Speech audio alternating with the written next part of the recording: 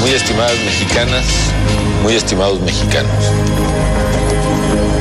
Me dirijo a ustedes por última vez como presidente de la República y lo hago fundamentalmente para darles las gracias. Gracias porque hace 6 años me dieron un voto de confianza que me acompañó durante todo este tiempo. Gracias por su esfuerzo de cada día y por sacar entre todos adelante al país. Mi corazón está y estará siempre con cada una y con cada uno de ustedes. Gracias a las mujeres trabajadoras en el campo, en la ciudad, a las profesionistas, a las mamás, a las amas de casa.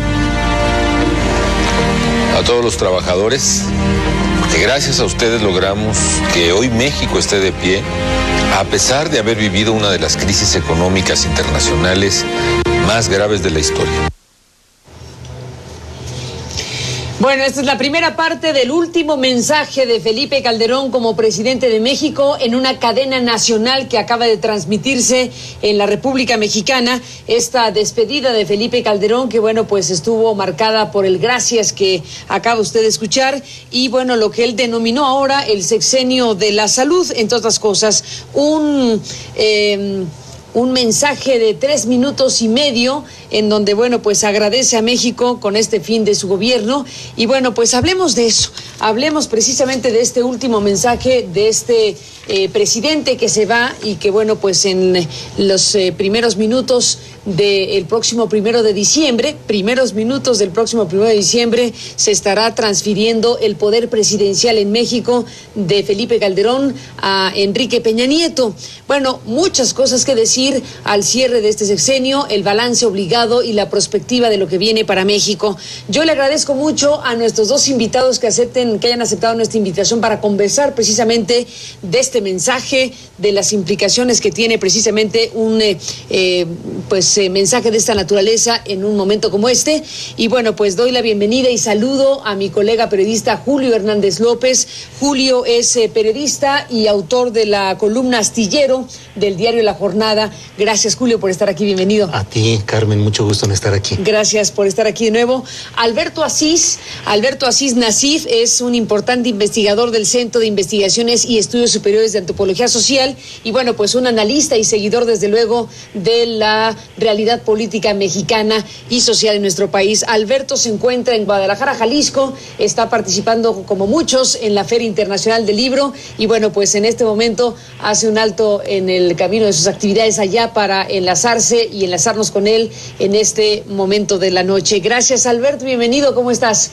Buenas noches, mucho gusto estar contigo. Gracias a los dos. Bueno, pues empecemos por el mensaje de Calderón, el último de este sexenio. Julio, ¿qué te pareció? Me pareció muy bien, creo que es lo mejor que ha hecho en todo su sexenio, ¿sí? Porque es un spot muy bien logrado, sentimental, teatral, sin crítica y lleno de presuntos logros, de tal manera que está cerrando su sexenio con la misma vocación propagandística que se manejó a lo largo de todo este tiempo, exaltando presuntos logros que la realidad nos demuestra que no son tales, hablando en términos de un cumplimiento, de una responsabilidad, como si fuese verdaderamente Calderolandia lo que estuviésemos presenciando. Entonces, es un spot que simplemente apela a sentimientos de adhesión a esa presunta versión exitosa, pero bueno, lo que nos damos cuenta es que frente a esos manejos de ficción, lo que tenemos es una terrible realidad, y esa terrible realidad es la de la injusticia. No es un sexenio de salud, sino lo contrario, de abatimiento del Sistema Nacional de Salud, la gran corrupción y el gran baño de sangre en el cual se queda México, y en una situación política bastante precaria en estos momentos. Alberto Asís, ¿cómo viste el mensaje, el último de Calderón? Bueno, en efecto, yo creo que esta despedida, ¿no? Es muy bien producido, con una enorme cantidad, digamos, de referencias. Es un discurso completamente emotivo, en donde Calderón quiere dejar como último spot para que la gente lo recuerde. Dijo, este es el sexenio de la salud, este fue el sexenio de la salud, es un México distinto, mejor. y quiere borrar completamente que en efecto fue el sexenio de la violencia, de los muertos, de los desplazados, desaparecidos, es decir, el país, como dijo un periodista, de los muertos anónimos, ¿no? De todas estas fosas que se han ido encontrando, y creo que hacen es una referencia fundamentalmente emotiva, pero sí trata de dejar, yo creo que la partitura de que fue un sexenio diferente a lo que en realidad fue. Pues ahí están estas imágenes, sí, ciertamente un mensaje breve. Ciertamente había una expectativa distinta para este mensaje, o nosotros en nuestra redacción teníamos una expectativa distinta, porque habíamos visto a un Felipe Calderón, de forma un poco sorpresiva, lanzar iniciativas, mandar esta idea de que había que cambiar el nombre del país, de que había que modificar condiciones legales para el tema del ejido, el tema de la segunda vuelta. Y bueno, dijimos, si está terminando con ese tipo de cosas, a lo mejor en el último mensaje nos sorprende, como López Portillo con la nacionalización de la banca, pero no. Pues sí, aquí la única sorpresa hubiera sido que hubiera habido una profunda autocrítica, que se hubiera analizado lo que ha sido este sexenio tan complicado y tan difícil en terrenos de seguridad pública, en terrenos de cumplimiento de los programas reales. Lo que ha hecho Calderón es hablar de un voto de confianza, que en realidad es un voto que no se le dio ni en términos de urnas, porque sabemos que la elección fue tan profundamente competida que a estas alturas, aún a pesar de que muchos de los opositores originales institucionales se mantienen en una esfera de acompasar las acciones con Calderón, bueno, lo cierto es que ese voto de confianza no se refirió tampoco ni a la gran guerra contra el narcotráfico, con su terrible cauda de dolor, de injusticia, de abatimiento de la institucionalidad, que es lo que hemos vivido en México.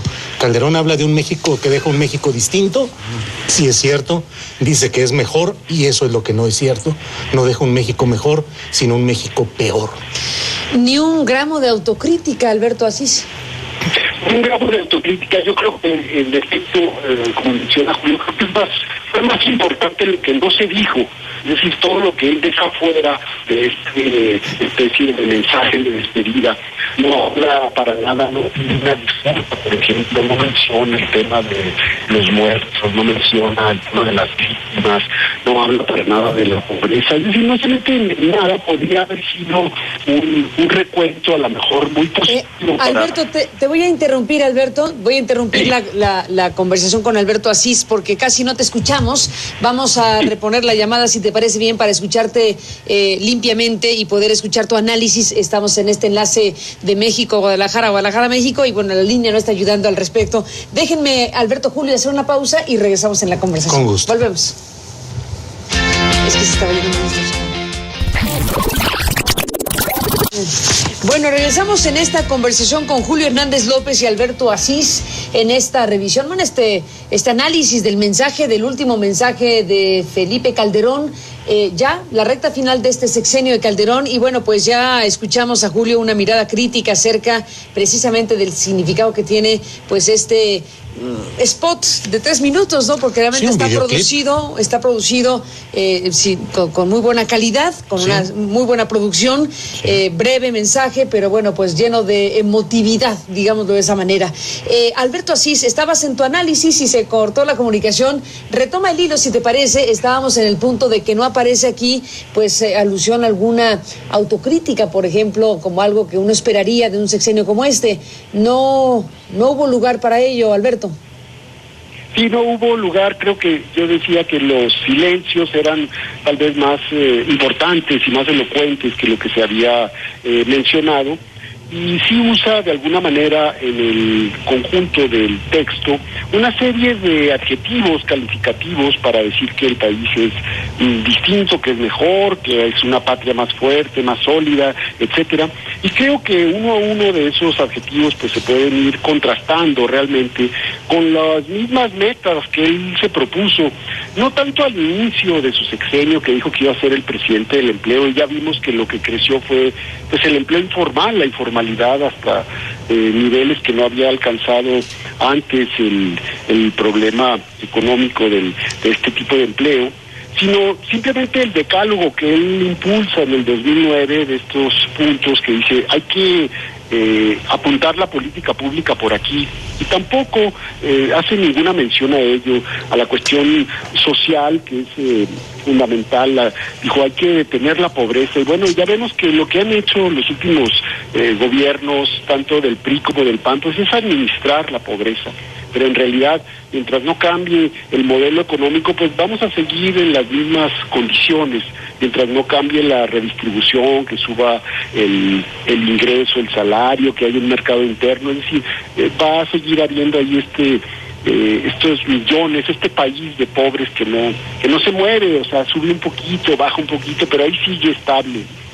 O la parte económica también de los monopolios, creo que termina el gobierno con una perspectiva más monopolizada de la economía y de los grandes intereses en las televisoras, en las telecomunicaciones, ¿no? O sea, se ve que los órganos que regulan esto pues se han debilitado de forma importante. Y bueno, en la parte política pues hay una serie ahí de déficits muy importantes. Sonaba hasta absurdo que en los últimos días del sexenio estuviera mandando iniciativas, ¿no? Que la segunda vuelta, que le quería cambiar el nombre al país, y cuando todo el sexenio fue, bueno, pues tal vez un diálogo complicado o un diálogo interrumpido con el poder legislativo. Llama la atención, desde luego, Julio, Alberto, bueno, la no alusión a víctimas, la no alusión a lo que es una realidad muy cruda, muy evidente, muy puesta en el escenario nacional. Omitió asuntos esenciales. Sí, claro, es un mensaje, es un videoclip de autoelogio, de justificación de su propio sexenio, en el cual habla de un México en el cual se habrían realizado todos los proyectos que él planteó.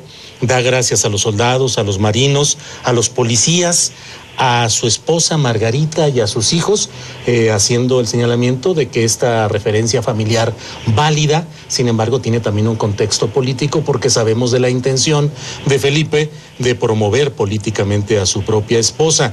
Nos habla de un nuevo sexenio, el sexenio de la salud, o sea, salud, justamente cuando muchas de las cosas se refieren a las dos acepciones de esa expresión tan mexicana. Y por otro lado, habla de que él seguirá con un compromiso con México, lo cual uno no sabe si es una amenaza o es una advertencia, pero él dice, más allá de mis capacidades y de mis limitaciones, habré de mantener mi compromiso con México. Y le desea al nuevo gobierno, al de Enrique Peña Nieto, el mayor de los éxitos. No hay autocrítica, es un autoelogio, y simplemente Calderón lo que trata o lo que hace es pretender justificar con un videoclip muy bien logrado, insisto. Pareciera que ahí concentró toda la energía de la que podría ser posible, con aires melodramáticos, con una música especialmente seleccionada para causar esa sensación de solidaridad con un político que escribe el gracias, lo escribe de su puño y letra, y plantea a los mexicanos algo así como el deber cumplido.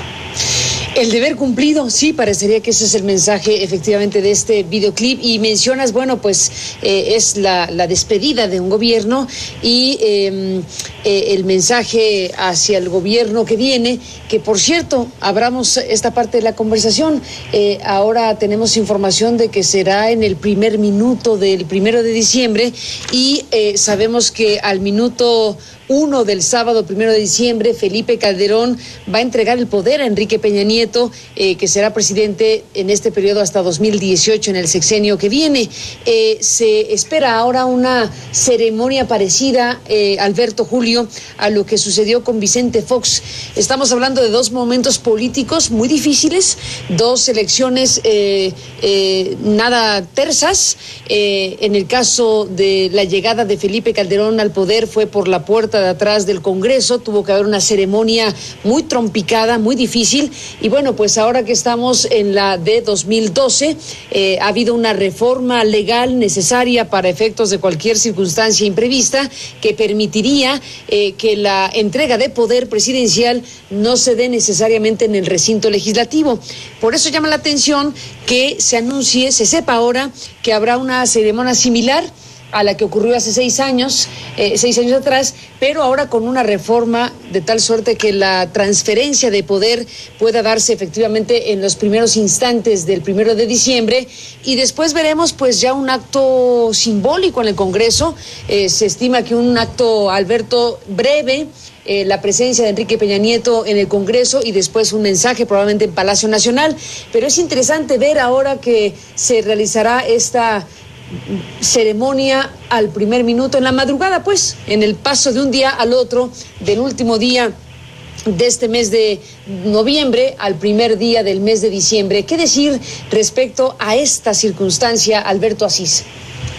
Bueno, creo que los antecedentes de estos días, este cerco que se hizo al Congreso como un error muy grave y un mensaje ahí de lo que podría ser el nuevo gobierno, está evidenciando que hay una falta de pericia, ¿no? Se supone que regresa el PRI y son los que saben hacer las cosas, ¿no? Es decir, que son los que tienen muchísima experiencia y demás, y entonces están confundiendo un poco el Palacio de San Lázaro con la Plaza de Toluca, ¿no? No pueden comportarse de la misma manera como gobernaron el Estado de México.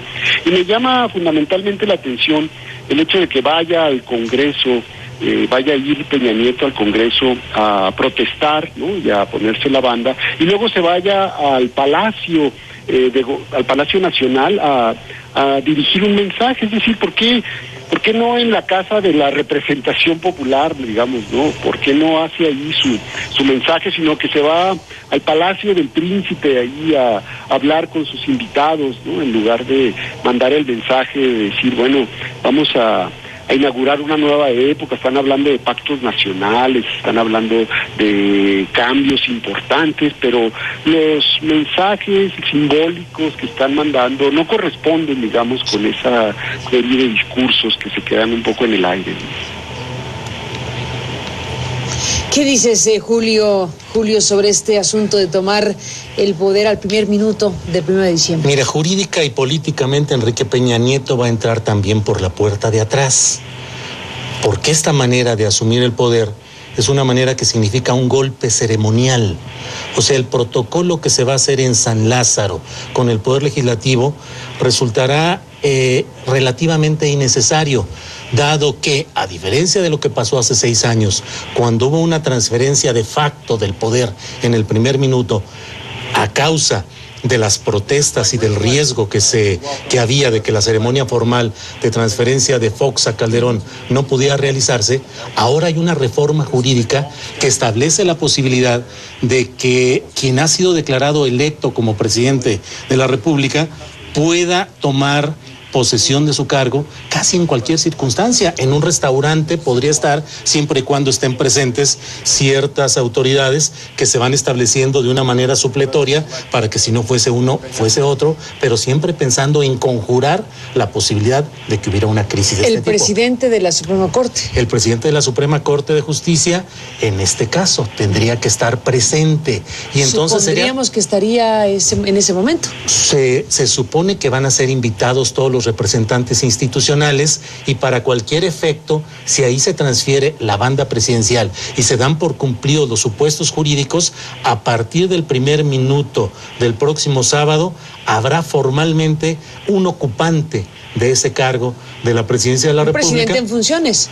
Pues sí, aunque yo me resisto a llamarle de esa manera. ¿Por qué? Pero, bueno, pues porque todo el mundo sabemos la condición irregular con la que el adquirente Peña Nieto se ha hecho de la presidencia de la República. En términos legales y formales. Estamos hablando, y en términos legales y formales, estamos hablando de que al primer minuto estará Enrique Peña Nieto como presidente en funciones. Estará constituida la... El presidente constitucional. Así será, así es. Pero con toda la circunstancia de que eso es un golpe ceremonial, insisto, que hace prescindible y secundario el acto republicano en el propio Congreso y el posterior mensaje a la nación. Es decir, se instala un poder por la vía de los hechos con rapidez, no por la puerta atrás de San Lázaro, pero sí por la puerta de atrás que permiten las adecuaciones jurídicas hechas precisamente para prevenir y para anticipar este tipo de problemas.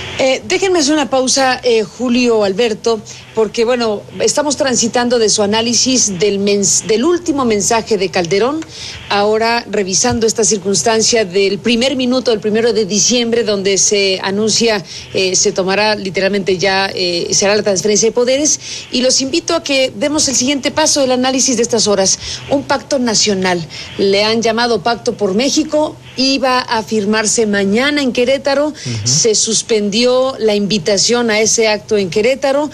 Hay ahí un asunto que se está cocinando y no sabemos qué alcance va a tener. Todo junto es el momento político que se vive en México. Después de la pausa regresamos en ese análisis. Para darle. Bueno, Julio, Alberto, se nos acabó el tiempo. 30 segundos, Alberto, para cerrar el programa. Adelante.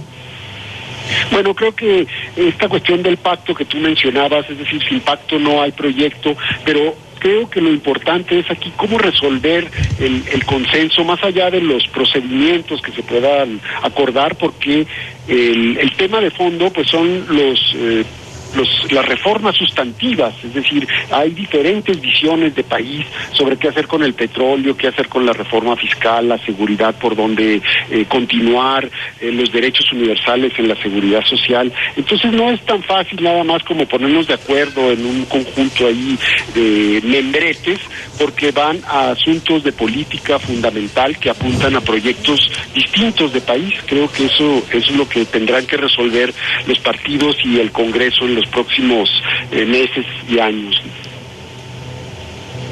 Así es, Alberto Asís, gracias por estar aquí. Julio, nos despedimos. Bueno, pues solamente el pacto es una construcción escenográfica que trata de darle validez y legitimación a Enrique Peña Nieto y que está sustentada en los intereses contradictorios de los partidos, sobre todo del PRD, que de esta manera, con los chuchos como artífices, tratan de darle viabilidad a un proyecto sexenal. Y habrá de enfrentar, creo yo, todo esto una situación de mucha precariedad y de contradicciones internas. Pues veremos todo eso, Julio, Alberto, gracias a los dos por su análisis y sus reflexiones de estos temas, de donde está parado México en este momento. Gracias a los dos y gracias a usted que nos permite acompañarles. Hasta mañana y pasen aquí.